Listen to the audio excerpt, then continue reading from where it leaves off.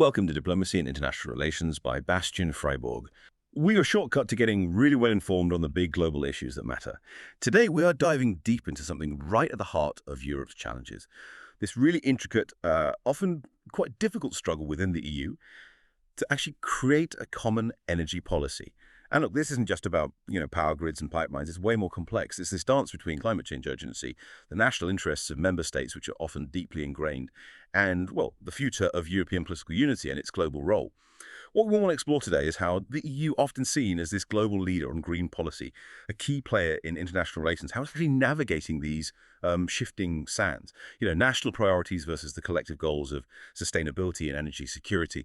We think you'll get a fascinating look behind the headlines, maybe some surprising facts, those aha moments that show the real pressures. It should give you a unique perspective on the diplomatic hurdles facing the continent. And to guide us through this tangled web of international relations, domestic politics, all of that, we have an expert who's brilliant at connecting the dots in these complex situations. Thanks. It's definitely a timely discussion and a crucial one. This tension, between national interests and collective action in the EU's energy world, it's probably more visible now than ever, especially with global climate commitments under the microscope and, well, all the geopolitical uncertainties swirling around. Understanding these dynamics is absolutely key if you want to grasp where Europe is heading economically and geopolitically.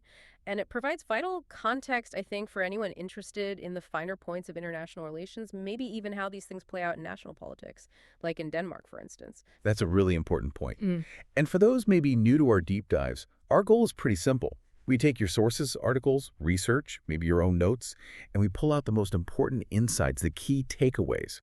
We basically act as your guides, helping you make sense of the information you've gathered. Yeah. And if you find these deep dives valuable, if they help you, and you want to support what we do, you can actually subscribe to Diplomacy and International Relations by Bastian Freiburg.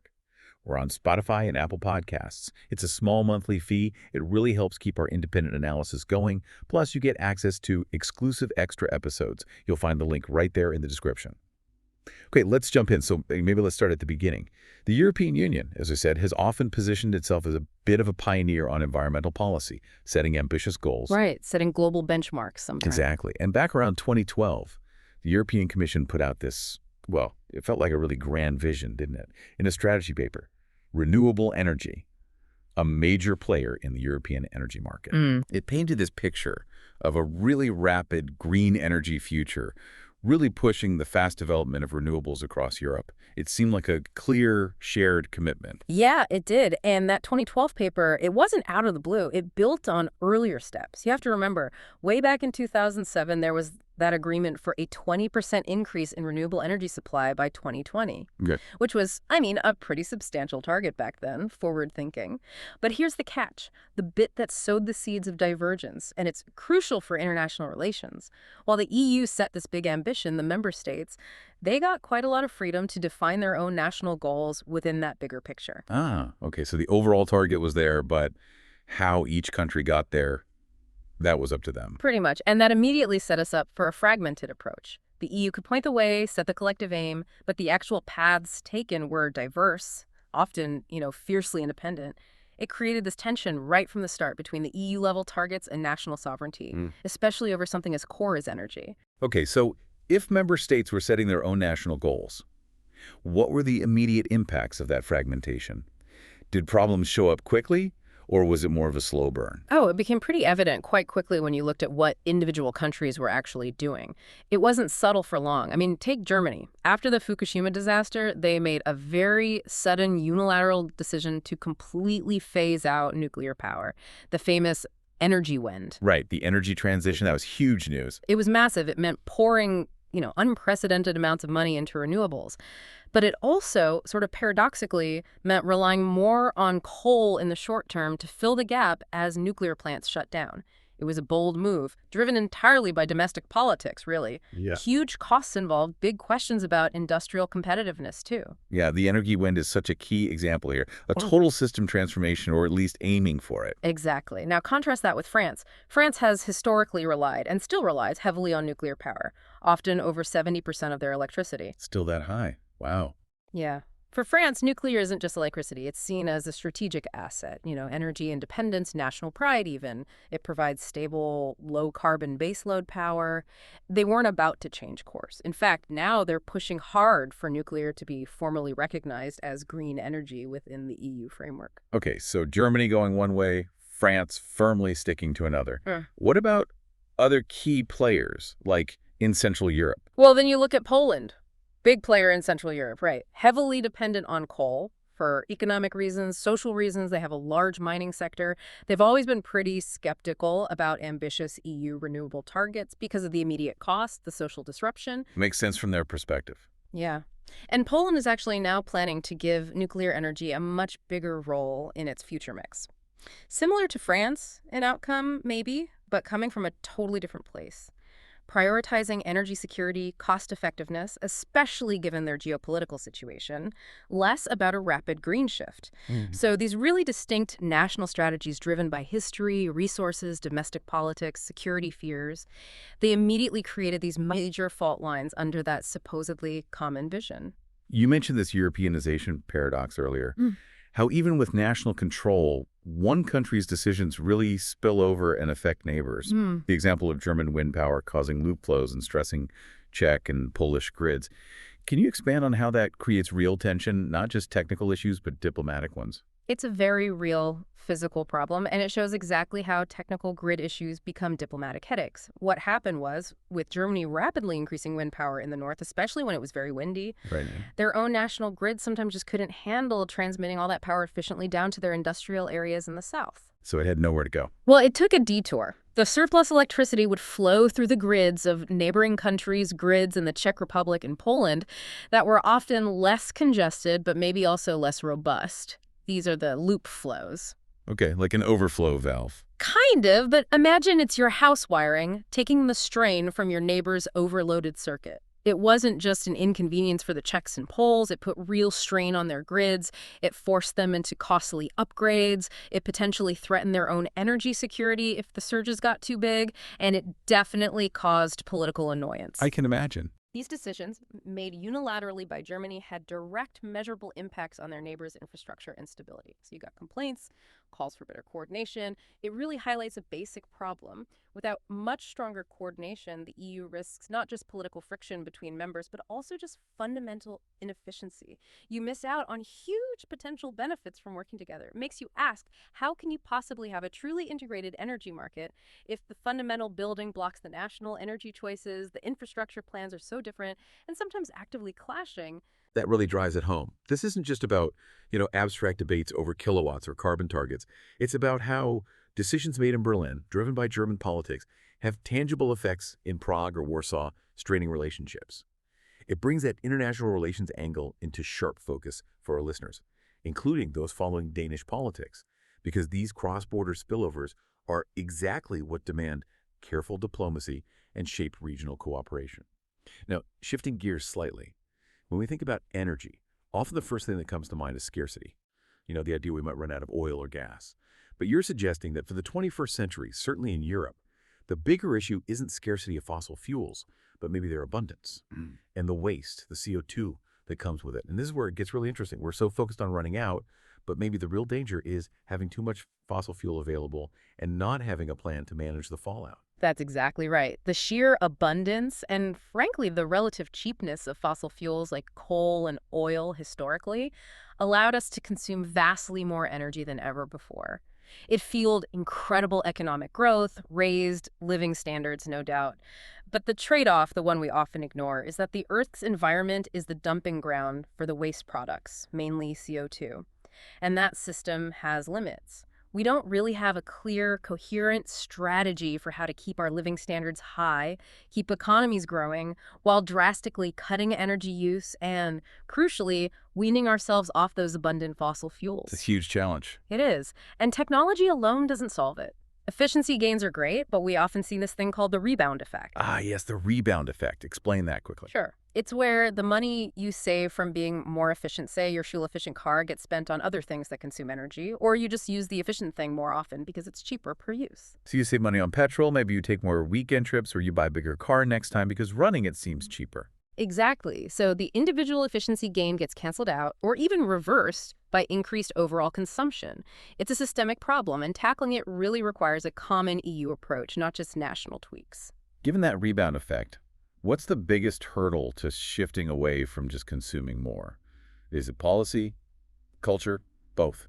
It's definitely a complex mix, but policy really shapes the incentives, which then influence culture and economics. And the sheer scale of this in Europe makes common policy almost unavoidable. I mean, the EU consumes about a fifth of the world's energy, despite having relatively few major fossil fuel resources of its own now. A fifth. That's huge. It is. And projections were suggesting that by 2030, EU energy imports could hit maybe 70% of its total needs. That level of import dependence makes energy security absolutely paramount, not just for one country, but for the whole bloc's geopolitical standing, its economic stability. And we've had some pretty stark wake-up calls showing this vulnerability. Remember the big electricity blackout in November 2006? Vaguely, yeah. Affected millions. Millions across Europe. It showed just how fragile the interconnected grids could be. Then, maybe more impactful politically, was the gas crisis in January 2009. That dispute between Russia and Ukraine cut off gas supplies to parts of Central and Eastern Europe. People were left without heat. Industry stopped right in the middle of winter. Okay, that really hits home. Those were powerful reminders. They directly spurred action, like a new regulation for energy infrastructure in 2011 and allocating nearly 5 billion euros through the Connecting Europe facility to actually fund projects that link up national energy grids better to stop those crises escalating again. That's serious money. And it sounds like the geopolitical angle, especially with Russia, has only gotten more intense since then. You mentioned the North-South corridor, too. Absolutely. The North-South corridor, that's a project costing around 50 billion euros, is all about boosting secure gas supply in Central and Eastern Europe, the CEE countries. 50 billion, wow. How does it work? It involves massive infrastructure investment, especially in Poland, building pipelines and terminals to connect those CEE countries to global liquefied natural gas, or LNG, markets. Basically, getting gas from places other than Russia. Diversification. Exactly, reducing dependence on that single supplier. And this became even more critical after Russia's invasion of Ukraine and their blatant use of gas supplies as a weapon. Many CEE countries were incredibly vulnerable because their pipes often just led back to Russia. The threat of Russia manipulating prices or just turning off the taps made diversification a matter of national security, a core international relations issue for them. So the EU faces this triple challenge that no single member state can really handle alone. Diversify supplies for security, keep energy affordable to stay competitive, and protect the environment through climate action. If you connect that to the bigger picture, member states just can't ignore the sheer geopolitical weight of trying to balance those three things. It affects everyone. It really does underscore how strategic energy is. It's not just keeping the lights on. It's about the economy, security, diplomacy. Yeah. But, as we've touched on, collective action is tricky. You mentioned Germany trying to act as a role model with its climate efforts, the Energiewende. Noble intentions, maybe, but you hinted it had some complex, perhaps unintended consequences across the EU. It certainly did, and it's a really important point about the limits of unilateral action. Germany's Energiewende was often presented as leading the way, showing how to cut carbon emissions. But a significant chunk of Germany's domestic emission reduction was achieved, kind of indirectly, by effectively outsourcing parts of its heavy industry to countries with more fossil fuel-heavy energy systems, particularly in Eastern Europe. So German factories close or reduce output, but similar production pops up elsewhere using dirtier energy. Essentially, yes. So Germany's national numbers might look better, but the overall carbon emissions in Europe weren't really reduced. They just moved. They got externalized to places like Poland or the Czech Republic. That must have caused some friction. Absolutely. It created a situation where less wealthy nations felt they were carrying the environmental burden for Germany's green ambitions. It fostered resentment and kind of undermined the whole idea of a collective European effort. It shows the limits, even the counterproductive potential, of just one country going it alone within such an interconnected system. And these uncoordinated national approaches also lead to just huge economic inefficiencies. There are estimates suggesting the EU overspent by about $100 million because renewable energy wasn't deployed in the most efficient places, money that could have gone elsewhere. $100 million. That is, well, that's a lot of wasted potential. Can you give a more specific example of that inefficiency? Something that makes it really clear. Sure. Think about this contrast. Southern Europe, countries like Spain, they get about 65% more sunshine, more solar radiation than Germany. It's just a natural advantage, right? Obvious, yeah. Yet Germany, driven by its national policies and subsidies, installed roughly 600% more solar power capacity, about 33 gigawatts, compared to Spain's 5 gigawatts at the time we're looking at. 6 times more solar, despite having much less sun. Exactly. And conversely, Spain, even though it generally has lower average wind speeds than Northern Europe, like Denmark, installed a huge amount of wind power, 23 gigawatts, often not in the windiest possible locations. It's just a massive misalignment of investment compared to the natural resources. It's like deciding to build a giant solar farm in Scotland and a huge wind farm in, I don't know, southern Italy. It doesn't make optimal sense. Wow, that really paints a picture. So Yeah. if they'd actually coordinated, put the solar where the sun is strongest, the wind where it blows hardest, they could have saved billions. Precisely. There was a report by the World Economic Forum and Bain that estimated an additional 40 billion US dollars could have been saved across the EU with more coordinated cross-border deployment of renewables. 40 billion. That is just staggering. A huge tangible benefit just slipping through the cracks because of this lack of coordination, this focus on national borders. It is. And a lot of this inefficiency comes directly from the messy, fragmented landscape of subsidies across the EU. You could have, at one point, up to 3,000 different subsidized prices for the same type of energy or technology across the different member states. 3,000 different pieces. How does that even happen? Different national schemes, different priorities, different ways of calculating support. What's fascinating and frustrating is how these seemingly small national differences add up to create these massive system-wide inefficiencies. It completely distorts investment.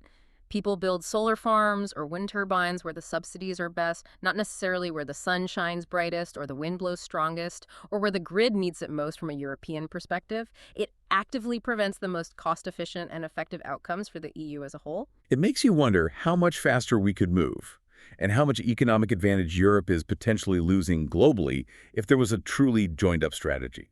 Okay, let's dig into the legal side of this then. We've seen the practical clashes of national interest. How is this tension actually embedded, maybe even enshrined, in the EU's legal framework? Energy has a long history in EU law, right? Going back to the coal and steel community in 52, then Maastricht in 93 made it a separate policy area. And the Lisbon Treaty even has Article 194 specifically on energy security, competitiveness, sustainability. Yes, the history is there, definitely. And the early goals were about cooperation, breaking up old monopolies, ensuring a stable, shared market.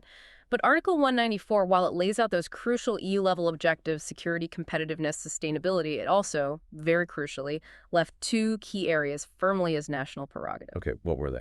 Energy taxation, that's one. And perhaps even more importantly, the choice of energy sources. This means member states, legally, still have sovereign control over their specific energy mix, whether they go for nuclear, coal, gas, renewables, or some combination.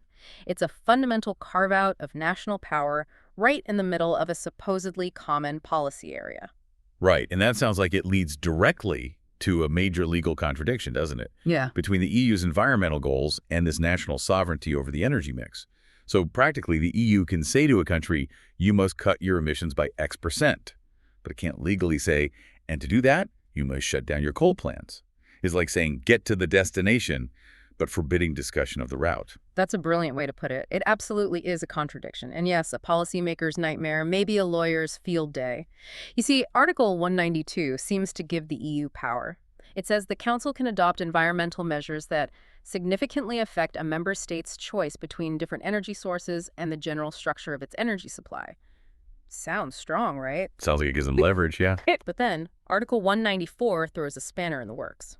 It explicitly states that any such environmental measures shall not affect a member state's right to determine the conditions for exploiting its energy resources, its choice between different energy sources, and the general structure of its energy supply. Ah.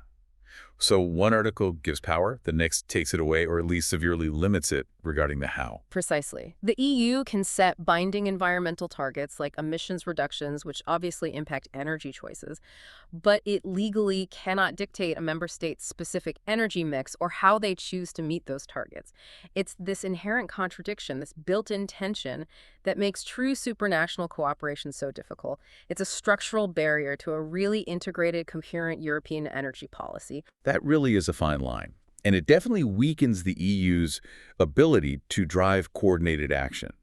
So they set these big goals, like the 20-20-20 package back in 2008, 20% emissions cut, 20% renewables, 20% energy efficiency improvement by 2020. Ambitious stuff. But if states control their mix, what teeth did the EU have? What were the enforcement mechanisms if a country started lagging behind? Well, that's the core weakness, isn't it? And it's a major flaw if you're trying to achieve collective action. The blunt truth is the EU has basically no legal tools to directly enforce those national targets. Really? None at all. If a member state misses its target, the most EU policymakers can really do is ask them to amend their national plans, to try harder. But the actual implementation, building the wind farms, insulating the buildings, that's still up to the member states to plan and execute through their own roadmaps. So you have this collective ambition on paper, but the actual journey, the speed, the effort, that's largely self-determined. It creates huge scope for some countries to drag their feet, which obviously affects the whole bloc's progress and its credibility internationally. That feels like a massive disconnect. Yeah. And then you mentioned another contradiction, this one arising from the internal market principle. Exactly. The internal market-free movement of goods, services, capital, people is fundamental to the EU. The principle assumes electricity, like, say, oranges or cars, can just move freely across borders without barriers. Okay. But electricity isn't like oranges. Its production varies hugely depending on where it's made, how it's made, and its flow across grids follows physical laws, not just market signals. And this idea of free flow clashes directly with having purely national energy targets. Those national targets fragment the market because they don't properly account for these essential cross-border flows of power. So going back to that example, German wind power flows into Poland, but it doesn't help Poland meet its national renewable target, even though clean energy is being used there. That seems completely counterproductive. It is, and deeply frustrating for both sides, I imagine. German green electricity often ends up in Poland because of grid physics, but because it wasn't generated within Poland's borders, it doesn't count towards Poland's national goal. This actively disincentivizes Poland from facilitating or even welcoming those flows. It creates friction, wastes clean energy potential. There was also a court case that highlights this, the Belgish Petroleum Unie case from 2011. It involved these things called green certificates. Okay, what are they? They're basically permits given to renewable energy producers for the power they generate. They can be traded, creating a financial incentive. They're a key support mechanism in many countries. In this case, authorities in Flanders, Belgium, refused to grant these valuable certificates for green electricity that Flemish suppliers had bought from Norway. Even though it was genuinely renewable energy. Yes. Their argument was simply that it wasn't produced on Belgian territory. The European Court of Justice said this refusal likely violated the free market principle, but crucially, there's still no definitive final judgment clarifying exactly how cross-border support like this should work. So what this means in practice is that financial support and cooperation across borders, especially for these vital green certificate schemes, remain largely voluntary, subject to national interpretation. It's incredibly hard to force a member state to financially support green electricity if it doesn't count towards their own nationally defined targets. So the big picture here is that the EU's own foundational principles, free market, environmental goals, are kind of crashing into the wall of national energy policies and prerogatives, creating this paradox that really holds back a unified European approach. That sums it up perfectly. It's a complex knot of legal and political challenges. Okay, let's move towards more recent events then, because there seems to have been a shift, maybe even a concerning one, for Europe's climate leadership. We've seen what looks like a bit of a downward trend in climate commitments within the EU. This seemed to gather pace after the U.S. administration under Donald Trump pulled back significantly starting January 2025. Is Europe losing its ambition just when the world needs it most? It's a valid concern, and yes, it's a critical moment. Europe's pullback isn't necessarily the outright climate denial or skepticism we saw from parts of the U.S. political scene. It's often more subtle. It's frequently framed using words like simplification. Ursula von der Leyen, for instance, explicitly said simplification would be a priority for her second term, starting 2024. The idea is to cut red tape, reduce administrative burdens on businesses. Simplification sounds reasonable on the surface. It can sound reasonable. We also saw the Draghi report in September 2024 recommending simplifying regulations, specifically targeting sustainability rules seen as maybe too restrictive. Then the Budapest Declaration in November 2024 even set a target: cut corporate reporting obligations by at least 25%. So it's not framed as abandoning climate goals, but it's definitely a reprioritization. And the effect is often a weakening of the very rules designed to actually achieve those goals. It does sound like a potential watering down of that ambitious Green Deal we were just talking about. What does this simplification actually look like in practice? Are specific rules being changed or rolled back? Oh, yes, there are very concrete examples. Look at the Omnibus package from February 2025. It bundled together several changes to sustainability regulations. For instance, the Corporate Sustainability Reporting Directive, the CSRD, which requires companies to report on their environmental and social impact. Its scope was drastically cut. It went from covering about 50,000 companies down to just 10,000. Wow, that's a huge reduction. 40,000 companies no longer covered. Exactly. Meaning potentially massive blind spots in understanding Europe's overall sustainability performance. Less data, less accountability. Similarly, the Corporate Sustainability Due Diligence Directive, the CSDDD, which makes companies responsible for human rights and environmental issues in their supply chains, was weakened.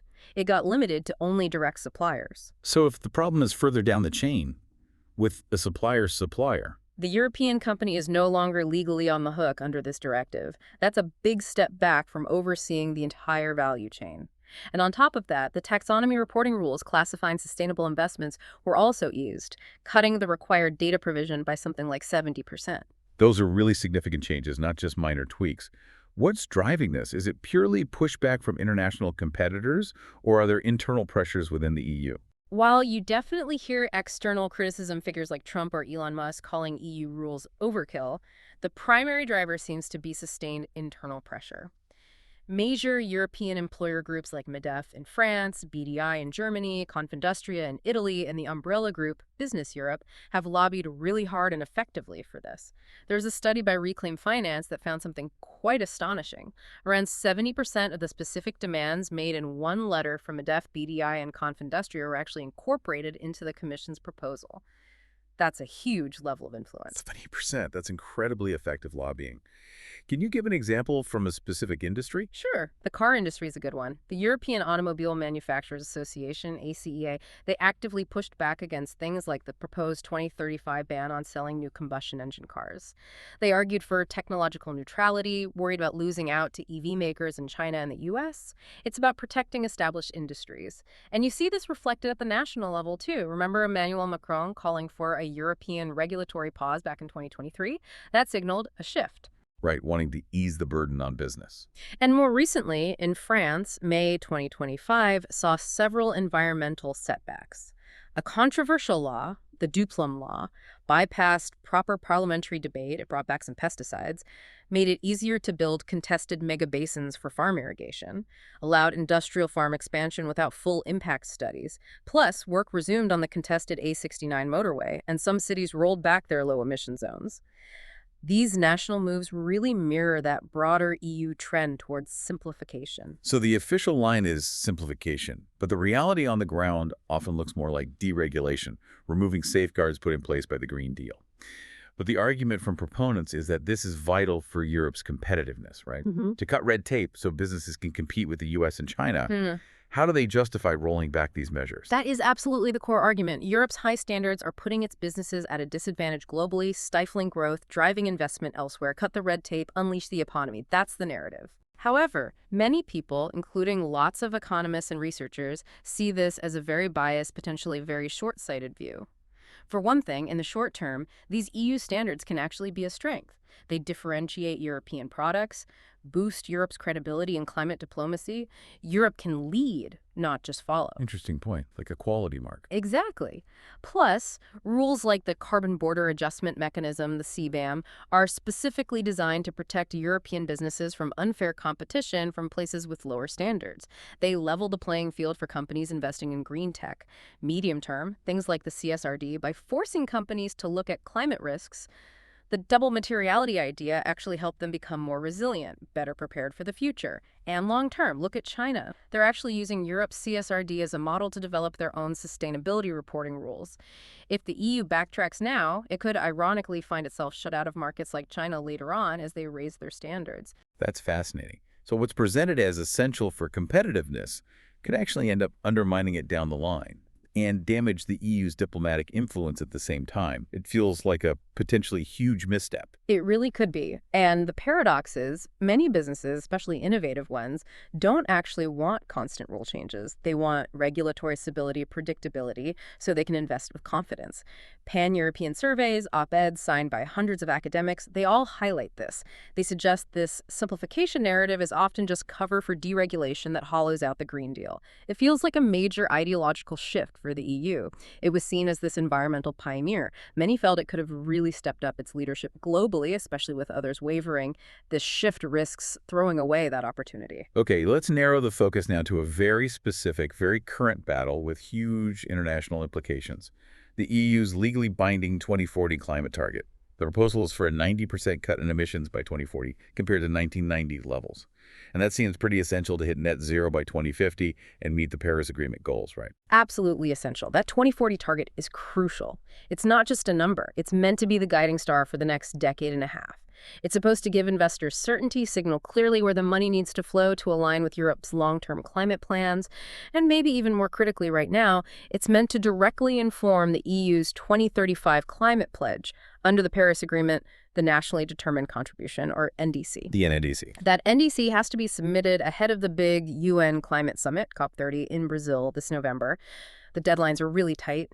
Any delay or watering down of the 2040 target now could seriously mess up the EU's position for COP30 and impact global climate talks. So this 2040 target is the anchor for future policy and global credibility. And France, a major EU player, seems to be playing a really pivotal, maybe even disruptive role here, potentially holding things up. It certainly appears that way. France recently demanded that the final negotiations on this 2040 target shouldn't happen among environment ministers as planned, maybe around September 18th. Instead, they want it kicked upstairs to the national leaders at the EU Council Summit in October. Why is that significant? What's the risk? The risk is procedural, but it's huge. Decisions at the EU Council level, especially on sensitive stuff like this, often need unanimity, or at least it's much easier for one or two countries to block things. This dramatically increases the chances of a veto or the target getting significantly weakened by less ambitious countries, maybe Hungary, Poland, the Czech Republic, Italy, who have their own reasons to resist strong targets. Escalating it to leaders is often a tactic to slow things down or dilute ambition. And it's hard not to see a link here to France's own domestic political situation, right? Macron's government facing challenges, a confidence vote. Could internal politics be spilling over into EU climate policy? It's definitely a plausible connection, and frankly, quite likely.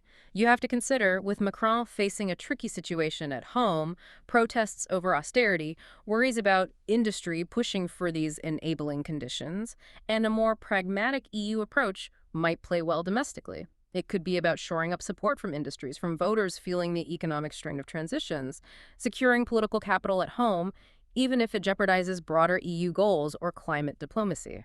So what are these enabling conditions France is talking about? What do they actually want? Well, their stated concerns are about the feasibility of hitting that 90% goal. They say more work is needed on these enabling conditions to make the transition affordable, manageable. Specifically, they're talking about things like using more international carbon credits or offsets, which basically means paying someone else outside the EU to cut emissions instead of doing it all domestically. Shifting the burden, essentially. To some extent, yes. They also want much clearer, stronger recognition for nuclear power as a clean energy source within the EU framework, which obviously suits France's energy mix. Are there other demands, too, beyond carbon credits and nuclear? Yes. Reports suggest Paris also wants more specific support for its steel industry, which is very energy intensive. They want changes to complicated land use rules that affect farming. And crucially, they want to revisit how the emissions reduction effort is shared among member states. The burden sharing argument. Who pays, who does what? Exactly. They want a mechanism that's perhaps more favorable to France's economic structure. French officials have been quoted saying they don't question the 90% goal as a whole, but they're very concerned about saving industrial companies too, because the reality is that there is a cost to decarbonization. Even Germany's opposition leader, Friedrich Merz, has echoed some of this pragmatic caution, causing some tension within Germany itself as parts of their government strongly back the 90% target.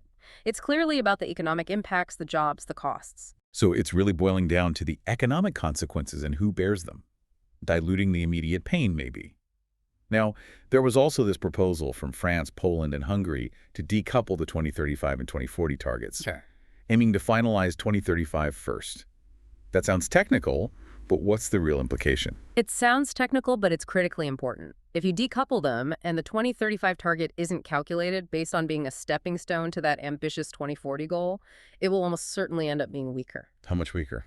Well, the Commission's idea was that 2035 should represent about a 72.5% emissions cut, a strong midpoint between the 2030 target and net zero in 2050. But if you decouple and just draw a straight line between the 2030 commitment and the 2050 net zero goal, which countries like Hungary and Poland explicitly want, you likely end up with only around a 66% cut for 2035. Okay, 66% versus 72.5%. That might not sound huge, but over decades. It means significantly higher cumulative emissions, a slower transition, and it makes hitting the 2050 net zero goal much harder, much more expensive later on. It's a classic case of a procedural change masking a real weakening of ambition. So, bringing this all together, what does this potential delay and dilution mean for the EU on the world stage? Especially with the Paris Agreement's 10th anniversary coming up, that crucial COP30 summit in Brazil, where the EU is really expected to lead. It poses a really serious threat to the EU's global credibility. It's why most other EU countries and the Commission itself are strongly against this decoupling. They see it weakening the bloc's climate ambition and sending a terrible signal internationally. Countries like Spain, Denmark, usually strong voices for climate action, have explicitly warned against this. They know a weaker 2035 target undermines the EU's diplomatic clout. France's own Independent Climate Council put it very bluntly. They warned that kicking the can down the road to the leaders would inevitably result in an insufficient 2035 target and a loss of international credibility for the EU. And this is happening at exactly the wrong time. That's a damning assessment.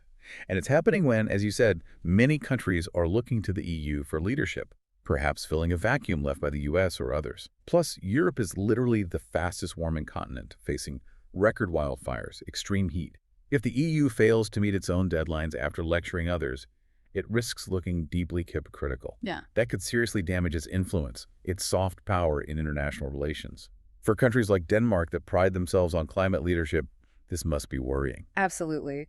To miss these deadlines or submit a weakened NDC for 2035 right before the 10th anniversary of Paris, it would be a major diplomatic own goal. It weakens their hand at COP30 and beyond. And add to that, the International Court of Justice recently gave an opinion saying nations can be held legally accountable for emissions causing climate change. That adds another layer of pressure. Any perceived backsliding now looks even more risky, legally and diplomatically. Okay, let's shift focus slightly to Ursula von der Leyen's perspective, particularly her 2025 State of the Union speech.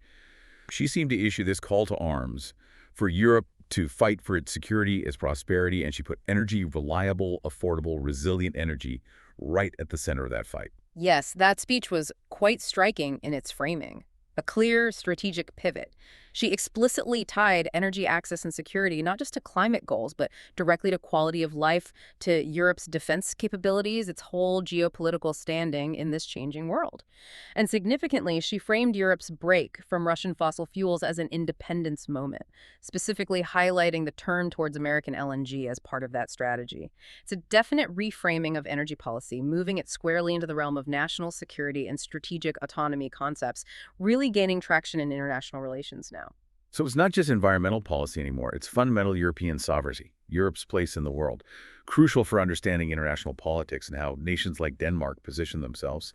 It's about securing the future. Exactly. And within that context, you saw a shift in priorities in the speech. The tone is very pragmatic. Competitiveness, defense, strategic economy were front and center, maybe more so than big new climate announcements.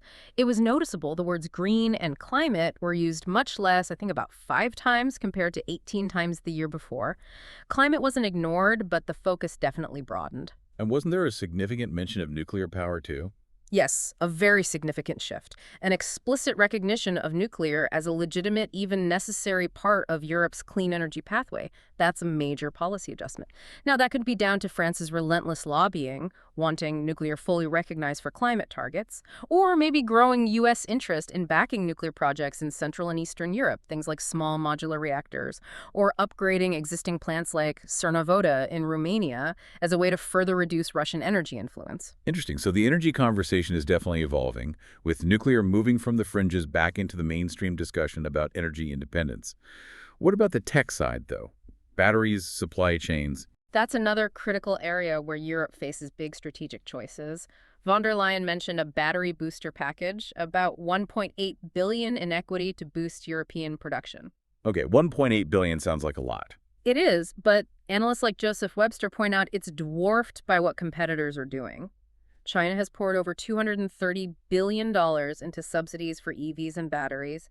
The U.S. is investing tens of billions through things like the Inflation Reduction Act. There's a real risk Europe gets left behind in these critical technologies.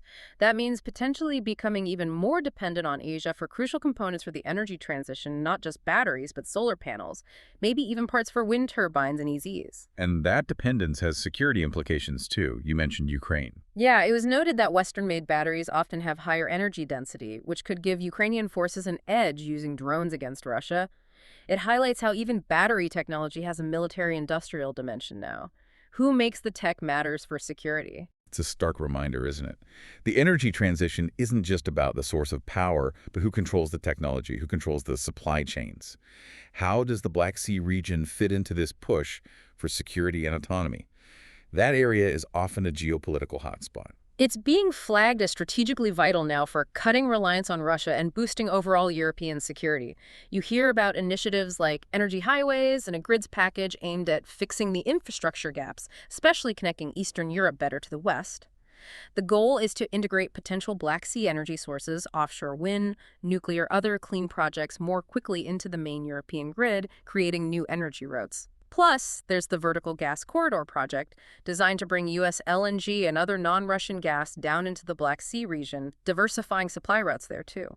It's a clear geopolitical move to reduce Russian leverage and strengthen the resilience of those frontline states. So it all points towards needing massive investment in infrastructure, really seamless integration across borders. But, as we've discussed, getting that national buy-in, overcoming the fragmentation, that's the hard part, isn't it? It's not just drawing lines on a map. That's exactly the challenge. Analysts like Lisa Baskel warn that despite all these grand plans, despite the clear strategic need, the slow pace of actually getting things built, the continued resistance from some countries, Hungary, Slovakia, Austria, often get mentioned, could mean these proposals end up being more rhetoric than reality. It's this constant struggle to translate EU-level strategy into coordinated action on the ground, especially when national energy interests and histories are so deeply rooted. It perfectly captures that core tension in the EU that anyone following international or even national politics, like in Denmark, needs to understand. So we've covered a lot of ground. The initial vision, the deep reasons for needing a common policy, the legal tangles, the recent shifts. It really does all seem to circle back to this core, still unresolved challenge. How do you actually integrate all these renewable sources, all these different national energy systems into one truly common, resilient, effective EU energy market? That is the absolute crux of it. And achieving it requires a level of cooperation that goes way beyond what we've managed so far. It really needs what political scientists call advanced supranational cooperation. Meaning countries giving up more control to the EU level. Essentially, yes. Ceding more sovereignty for strategic energy planning. It means finding ways to overcome those deeply embedded national energy policies as intergovernmental roadblocks we talked about. And it's not just about building more interconnectors, more pipes and wires, though that's vital. It's about harmonizing the technical rules so markets can actually integrate properly. It's about investing in much smarter, stronger cross-border grids that can handle fluctuating renewables. It's about jointly developing the next generation of energy tech. Renewables especially stand to gain massively from this kind of joined-up approach, letting member states really play to their strengths, Danish wind, Spanish sun, French nuclear, whatever it is, within a complementary European system, rather than working against each other. So moving from this patchwork of national plans to a genuinely complementary European system. Leveraging strengths, not duplicating efforts or causing friction. It sounds like the logical goal, but what are the real barriers stopping this, if the logic is so clear? Well, interestingly, a lot of the barriers aren't necessarily real in a technical or even strictly legal sense. Many of the legal problems we discussed, they could be solved if there was absolute political clarity and agreement on the goals and priorities across all member states. The real difficulty often lies in the perceived barriers. It's politically tough for national governments to leave familiar ground, to cede control over something as fundamental as energy. And it's hard to get public buy-in, especially now with rising skepticism towards the EU in some quarters, the growth of nationalist parties. People worry about who pays, who benefits. Like the concerns in Germany uncertainty about the high cost of the energy wind. Exactly. There's fear in member states that more cooperation might undermine their existing national support systems or lead to unfair burdens. These are deep political and social hurdles, more than technical ones sometimes. So what does this all boil down to for you, the listener? Trying to make sense of these complex international dynamics. Maybe thinking about your own country's position. It sounds like political will, good communication, building trust, they're just as vital as having the right wind turbine technology. Absolutely crucial.